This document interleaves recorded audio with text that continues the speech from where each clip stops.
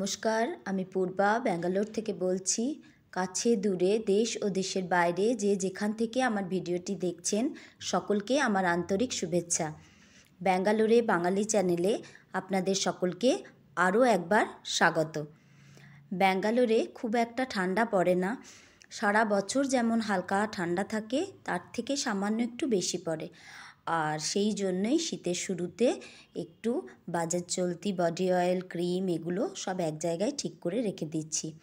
আর বোতলে যে তেলটি দেখলেন ওই তেলটি হচ্ছে নারকেল তেলে অ্যালোভেরার ডালের ভিতরে যে অংশ আর কিছু মেথি আর পেঁয়াজ দিয়ে ফুটিয়ে ওই তেলটি বানানো হয়েছে। ব্যাঙ্গালোরের জলে প্রচণ্ড চুল ওঠে, আমার প্রচুর চুল উঠছে, তাই শীতকালটি আমি ওটি ব্যবহার করব।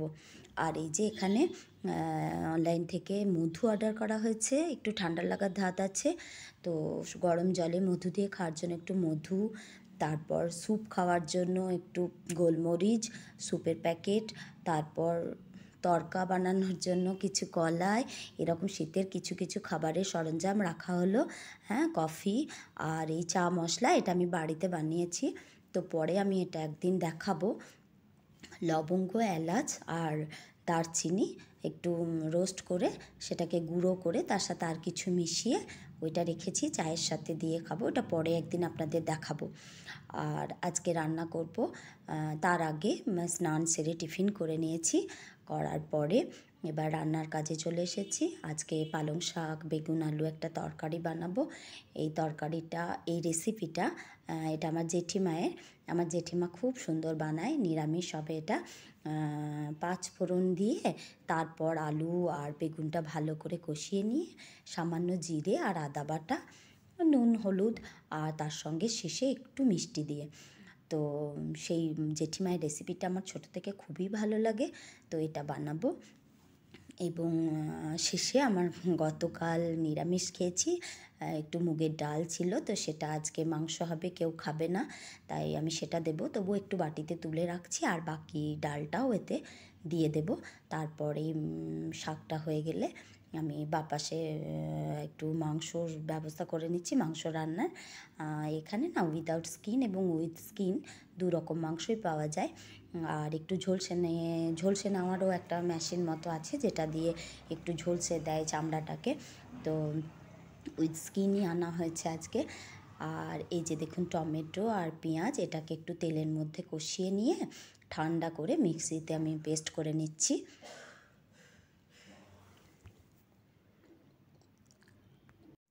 এই মশলাটা বেশি করে করে আপনি ডিপ ফ্রিজে রেখে দিতে পারেন। আমি যেমন এটাকে বেশি করে বানিয়ে ডিপ ফ্রিজে রেখে দিই।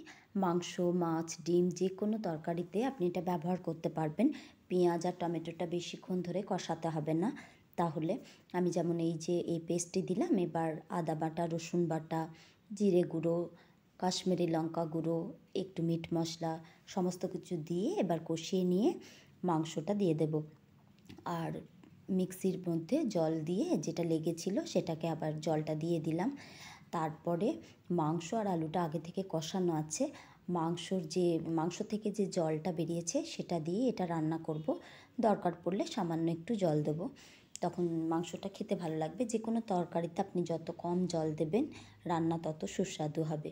আর এই যে বাকি টমেটো আর পেঁয়াজের পেস্টটাকে পরিষ্কার করে নিয়ে একটা কাঁচের জারের মধ্যে আমি ডিপ ফ্রিজে রেখে দিচ্ছি। অন্য রান্নায় আমি ব্যবহার করব, আর এটা খুব তাড়াতাড়ি হবে, কারণ পেঁয়াজ টমেটোটা কষানো আছে, নতুন করে অন্য রান্নায় তখন আর কষাতে হবে না। তো ডিপ ফ্রিজে এটা রেখে দিলাম। এই যে এদিকে মাংস ফুটতে শুরু করেছে, আর শাকটা তো হয়েই এসেছে। এই যে খাবারগুলো সব রেখে দিয়েছি, ডাল একটু তুলেছি, আর গত দিনের পোস্ত ছিল। তো দুপুরে খাওয়া দাওয়ার পর ঘুমিয়েছি, ঘুমানোর পর ছাদের মধ্যে আমি ব্ল্যাঙ্কেটগুলো রোদে দিয়েছিলাম, সেগুলো তুলে নিয়ে এসে রাখলাম। আর এই যে এবার পা একটু পরিষ্কার করে নেব। আমার স্কিন খুব রাফ, তো ভালো করে পরিষ্কার করব। একটু উষ্ণ জলের মধ্যে একটা শ্যাম্পুর পাতা আর ডেটল আর সামান্য নুন দিয়ে পরিষ্কার করছি। যে ছোবড়াটা দিয়ে আমি পরিষ্কার করছি এটা হচ্ছে পুরুলের ছোবড়া। হ্যাঁ, বাজার চলতি এখন অনেক রকমের কালারফুল নাইলনের সুন্দর সুন্দর ছোবড়া পাওয়া যায়, কিন্তু ছোটো থেকে এটা ব্যবহার করেছি, এটা বেশ ভালো লাগে। আর আমাদের ওখানে এগুলো তো ফ্রিতেই পাওয়া যায়, বিদেশে তো এগুলোর এখন চাষও হচ্ছে, তবে আমাদের ওখানকার দেশি এরকম ছোট নয়, বিদেশে বড় বড় 1.5 হাত 2 হাত লম্বা চাষ করে ব্যবসা করছে, এবং এগুলোকে শুকানোর পরে ফ্যাক্টরিতে গিয়ে বিভিন্ন শেপ দিয়ে বাসন মাজার, গায়ে ঘষা ছোবড়া এগুলো বিক্রি হচ্ছে, এবং প্রাকৃতিক বলে এর দামও কিন্তু ডবল। কিন্তু আমরা যেগুলো ফ্রিতে পাই সেগুলো তো আমাদের পছন্দ নয়, আমাদের বাজার চলতি কালারফুল জিনিসই পছন্দ। তো আমি এটা যখন ভরছি আমার গ্রামের বাড়ি থেকে নিয়ে আসবো বলে, তখন আমার ছেলে বলছে এইসব কী ঘাস ফুস ভরছো। তো যাই হোক, আমি কিন্তু এটাই ব্যবহার করি। আর এই যে আমি ড্রেস চেঞ্জ করে একটু পায়ের যত্ন করে মোজা পরে নিচ্ছি।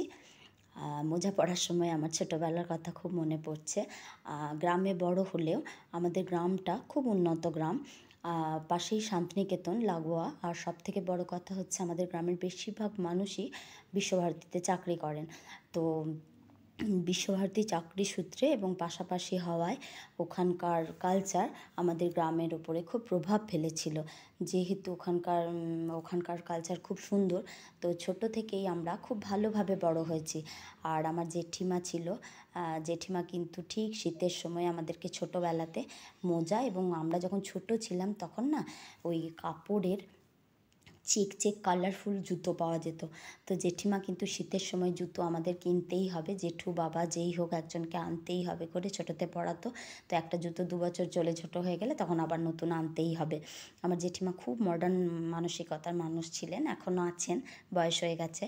তো যাই হোক, আমি ফ্রেশ হয়ে এবার প্রার্থনা করে নিচ্ছি। তারপর আমার প্রিয় জিনিস চা খাবো। যতক্ষণ প্রার্থনা করব মনে মনে এটাই হবে, কখন চা খাবো কখন চা খাবো। তো যাই হোক, প্রার্থনা করে নিই। সবাই ভালো থাকবেন, সুস্থ থাকবেন। চাইলে আমার চ্যানেলটা সাবস্ক্রাইব করে নিতে পারেন। আর প্লিজ প্লিজ একটা লাইক করতে ভুলবেন না। ভালো থাকবেন, সুস্থ থাকবেন, দেখা হবে পরের ব্লগে।